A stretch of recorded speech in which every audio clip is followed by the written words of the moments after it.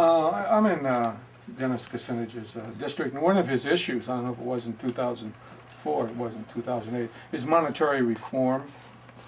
I know he's worked very closely with the American Monetary Institute. In fact, his wife was an intern with them. That's how they met, the monetary reform. Yes. But the essential issue, I know he touched upon it in the presidential campaign, is in effect nationalizing the Federal Reserve, which is neither federal nor does it have any reserves. It's a private banking cartel. It's put it under the Treasury. And then the second issue is we have a debt-based monetary system. Money is loaned into existence. There's a debt attached. You have to pay interest. Abraham Lincoln, for example, had the greenbacks. Sovereign money just spent in without interest. We're talking about avoiding trillions of dollars in interest charges going to private banking cartels. And I bring this up to ask if you ever talk with the congressman about this issue, if you've written about it in your book, or if it's of interest to you, because some say unless you change the way money works in this country, nothing else is going to matter. That is a critical issue. As you know, in the last 12, 18 months, we've gone trillions more in debt. We are debt slaves, our children, our grandchildren, and as the economy crashes and taken down, all this social safety net and other things are going away as the plutocracy sucks away the wealth of the middle class and the poor. Where are you at on that issue? I agree with everything you said except for one little thing, and I think, and Congressman Kucinich has educated me personally on this issue, as many other people, and he does an excellent job. The one bit I have trouble with is, as with many other issues and many other people, this is the critical issue thing, because you can make a plausible argument global warming is the critical issue, or nuclear weapons or war is the critical issue, or campaign finance is the critical issue, and on and on and on. And they're all great issues, and I have no complaints that everybody's got their personal the critical issue, because they're out there working on those issues, and they're all great issues. I don't go into it in great depth in the book, although I do go into the bankster bailouts in some depth in the book. Not only are we creating money in the way that you describe, but we are giving it to these bankers. And we just gave it to European bankers in June, tacked on to a war bill. We 100 billion. Yes, in supposedly loans. We are outright gift to the special drawing rights to the International Monetary Fund to start a separate international currency.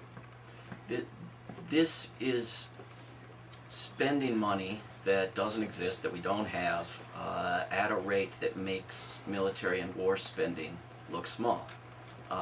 It's absolutely devastating. It's not going to be sustainable. It's not been done in a constitutional way. It's certainly not been done in a democratic way. We had over 90% of the country against it. We have, I've been pushing to get my book at the top of the bestseller lists, and for a little bit it was up there at #1, but staying at #1 with incredible power is Glenn Book's absolutely incoherent rant, but he's got little bits in there that we all agree with, including opposing these bailouts. Everybody opposed them across the political spectrum, and yet they go through. And the same bankers that were running the show when Bush was in are running the show with Obama there, and are running the Fed with Obama there. And when they have scandals that cause someone like Van Jones to be shown the door, they just get increased salaries and stick around. They are running our country. It's an incredibly important issue, but there are many other incredibly important issues too. Anyone else?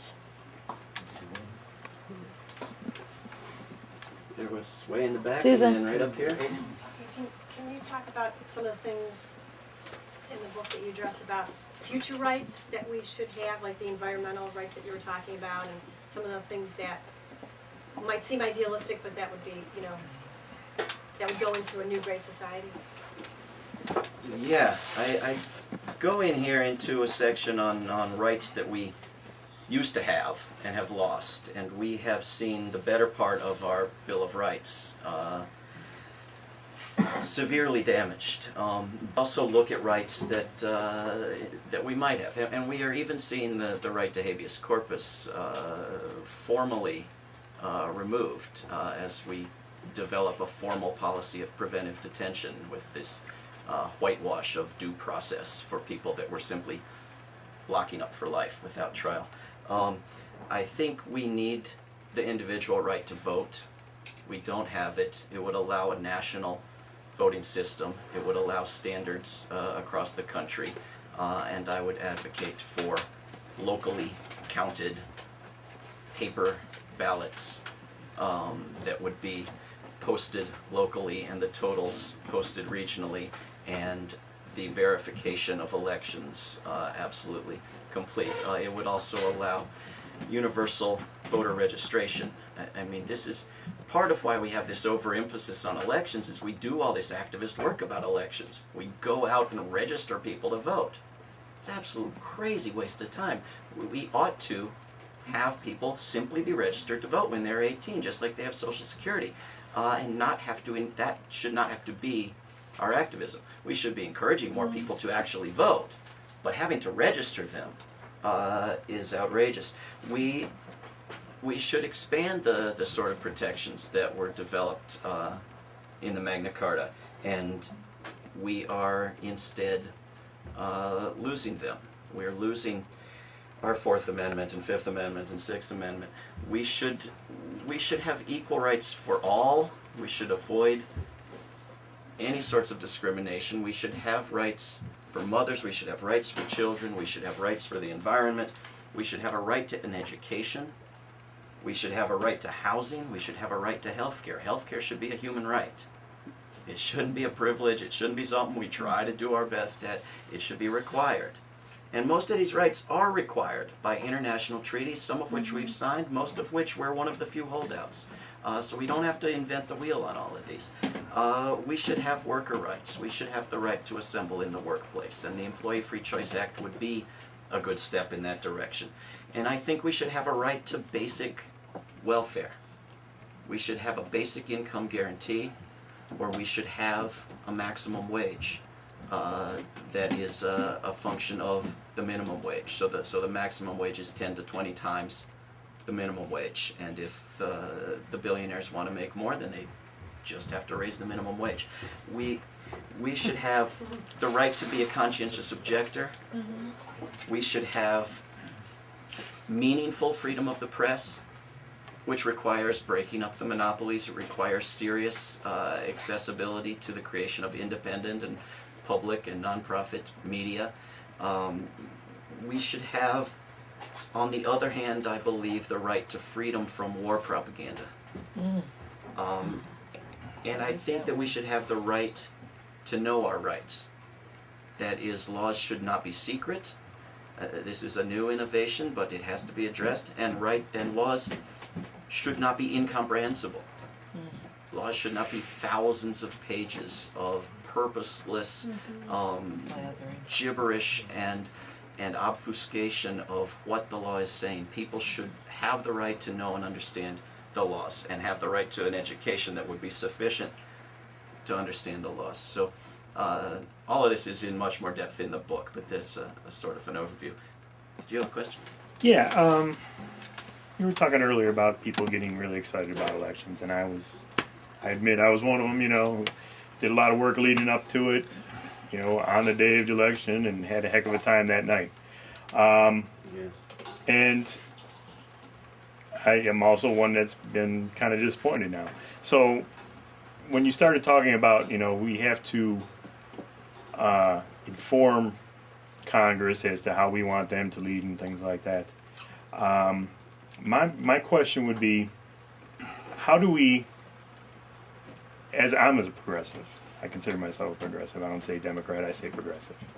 How do we as progressives, or whatever group we belong to, how do we get our message out? I mean, considering, you know, any kind of corporate media is, you know, Fox people are who they are, the MSNBC people are who they are, and you're not going to get your message on one or the other, depending on what your message is. How do we end up getting the message out so that people can react to our messages and then take that to their Congress people. I mean, it seems like it's becoming such a polarized media, and even looking at the internet, you know, there's people who won't go on any of your blogs or anything like that because of who you are, what you stand for, and they'll never read your message. So how do you think we can draw people in, you know, to actually, you know, at least, hey, take a minute, consider it. Yeah, you're right. Most people go to the blogs and the TV stations, networks, and radio shows that they already more or less agree with. There's not a lot of crossover, and so there's not a good debate. And we're being trained by the corporate TV shows to think of debate as angry screaming of names at each other, so that we don't even envision engaging in debate with each other. We think of these other people as people you just can't talk to. That there are sort of ideal long-term solutions to the problem you raise, and then there are short-term things that we can all be doing. I used to work at I like your Teamster shirt. I used to work with the press people at the International of the Teamsters in Washington, because I was at the AFL-CIO, and some of us used to make the case, and some people have been making the case for decades, that an organization like the labor movement could take a good portion of what it spends each election cycle on funding the corporate television networks through the campaigns. You know, you give all this labor money, working people's money, to these campaigns. They give it to these corporate television networks that screw working people all year long for ads on airwaves that we own, right? Ideally, we don't have campaigns repurchasing snippets of the airwaves that we already own. We give free coverage to campaigns. But what if the labor movement, or any other progressives, there are progressives with money, and there are groups with money, what if we were to take that and create a new television network? Right? That's the kind of sums we're talking about every election cycle. We dump far more than enough money to create a new television network that would actually report decent news about working people all year long from here on out into election campaigns. Right? So maybe take off one election. Just sit back one election and don't dump everybody's money into that, and create new media. Now, you know, the longer term ideal solution is that we use the antitrust laws, we bust up these monopolies, we open it up, we fund public media, we make it, we facilitate the creation of local, nonprofit, community-based media. But in the short term, you know, we can be engaging in the sort of actions and recruitment of celebrities and street theater and campaigns of emails and phone calls that get our message into the corporate media. We can be using the stations that are more open to us. C-SPAN is one of the few places where you do get civilized debate. There are MSNBC shows, and there are Pacifica and Air America shows, and lots of other radio shows and blogs that are open to our news, and we can be making our own media as we're doing right here and now. But we also can be bypassing the media and taking our message straight to Congress. In phone calls, in faxes, in emails, in visits, in use of the local media, and ultimately in protests and sit-ins and nonviolent disruption. I mean, this is the ultimate answer. We make it harder and more difficult for them to ignore us than it is for them to listen to us. Yesterday was Labor Day, and I went to a Labor Day parade down in Barberton, Ohio, and I went to where they were lining up, and there's this beautiful red Thunderbird convertible full of buckets of bubble gum that they're going to throw at the people, and there's Congresswoman Betty Sutton getting ready to walk along with all her re-elect Sutton folks, and I asked her, would she commit to voting no on any health care bill that doesn't have a good public option? And I had to ask her 3 times, and she tried her best to weasel out of it, and she finally said yes and committed to it, and now we've got it posted at Firedog Lake, which is a blog where we're doing a public whip list of who's making what commitments. And I asked her why she sponsored single payer last Congress, but not this Congress. And she gave me a nonsense answer that was absolutely dishonest unless there's something I'm missing, and I blogged about that. And I tried to hold her accountable for having voted for the war money back in June, and you know, the parade's starting, got to run. But nobody else in Barberton was there to ask her a single thing. They were there to catch bubblegum. All right, now, I'm not picking on the good people of Barberton, And, you know, maybe somebody else did ask her something, but she clearly had not been asked that question before. All the people she talks to. She's coming back next weekend for a funeral of a soldier in a war that she just voted more money for. Is anybody going to ask her anything? It's very, very easy. They come back to their districts all the time. It's very, very easy. And you take a few people and you try every respectful approach, and you up it and you up it until you're sitting and sleeping in her office, and you bring the TV stations. It does not take masses. It takes a handful of dedicated people to really, really put the screws to somebody, and we ought to be doing it. And I don't care if next year there's somebody worse, and therefore we should bow at the feet of some Democrat who's not siding with us on anything. No, I don't buy that. Here, here. I think there was another question just before we start going second. I think there was another question in the back. Am I wrong? I had a little bit of a question, but it's kind of back to what this gentleman was saying about the International Monetary Fund and about the currency.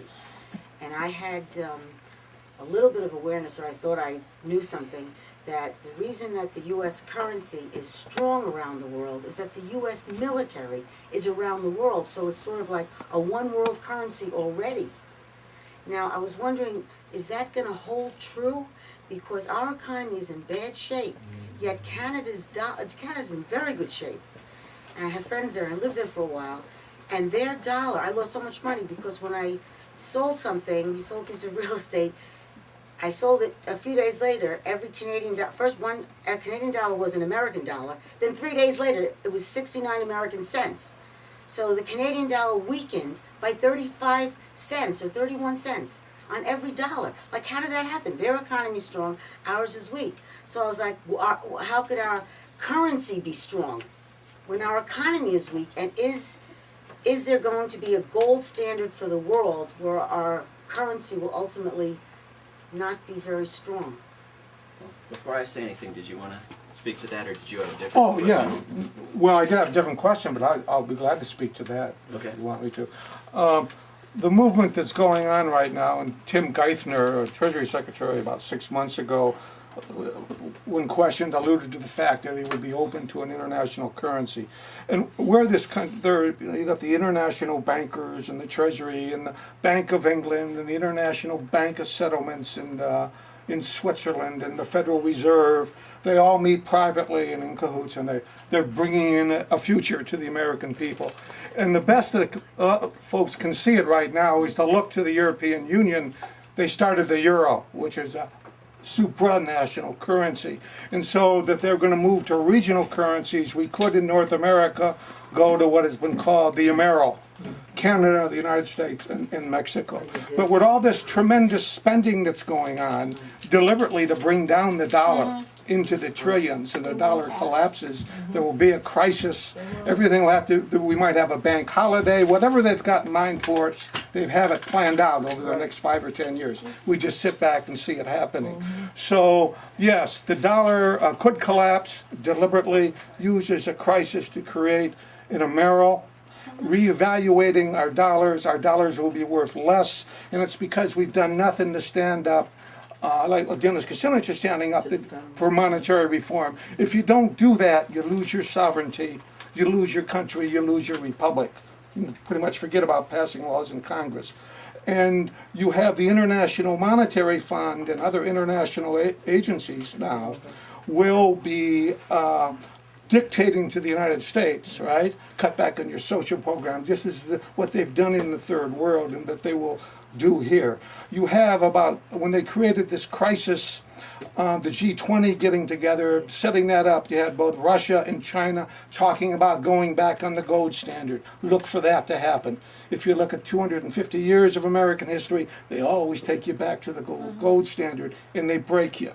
What's happening, you have to read Thomas Jefferson, Madison, Lincoln, Andrew Jackson, to have a historical understanding of our monetary system, or you won't get it. And once you get it, you'll support Dennis Kucinich and the efforts that he's trying to do. So look, that you can lose. We may lose our dollar. We may have a regional currency. The dollar may collapse. But what can we do to prevent that? what can we do? Is there anything we can do? Let me try to address that, and then he had a different question, and then there might have been some other questions. I have a little bit different take. You know, there are efforts to sort of withdraw from the monetary system with local currency and so forth, which is terrific, but it only goes so far. We need to change the national policy, or we're done for. But you know, when Thomas Jefferson was alive, we didn't have lots of things. The world is very, very different. We didn't have international law at all, and the same people who will be among those screaming the loudest that international currency would destroy our sovereignty also oppose international laws on torture, and international laws on aggressive war, and international laws on everything that they choose to violate. And they will tell you that the reason that Dick Cheney should not be in prison for torturing people and bragging about it on television is that that would strip us of our national sovereignty. And the reason that we should have a flat tax and a wall on the border with Mexico and all of the policies that you'll get from Fox News is for national sovereignty, right? The right to organize a union would take away our national sovereignty. And so there's whether you think international currency would do something to our national sovereignty or not, there is a huge element of xenophobia among those who agree with you on that position. And while the IMF dictating to the United States would be a problem, the United States fundamentally dictates to the IMF. The problem is not, in my mind, so greatly where the power sits, whether it's state or national or international. It's whether it's democratic, whether it represents us or is enacted by an oligarchy, a corporatocracy. And that is the current situation. And we have to take these views to Congress forcefully, nonviolently, and with specific demands that they have to say yes or no on, that you can get a commitment on, like with Betty Sutton the other day. Get a yes or no, will you do this or not? And the one place to very easily start is with this bill to audit the Fed, because they already have more than a majority signed on to it. Usually you get 10, 20, 50, 100 Congress members to co-sponsor a bill, and you finally have hearings and have a vote and see if you get 218. They've got far beyond 218 co-sponsoring. All they have to do is bring it up for a vote, and it passes. And they aren't. So I think going to the Democratic leadership and saying, here's a great place to start. Why not at least know, you, for your own power, as our representatives in government, why not at least know what's being done with our money? And a majority of you claim to co-sponsor it. Bring it up for a vote, I think is an easy place to start.